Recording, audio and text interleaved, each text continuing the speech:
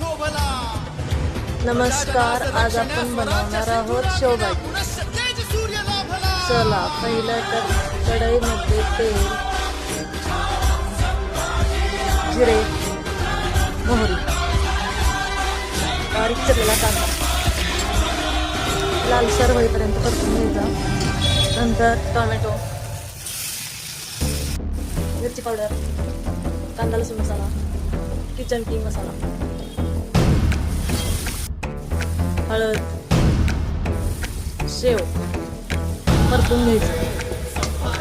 चवीनुसार मीठ, पाणी, कोथिंबीर.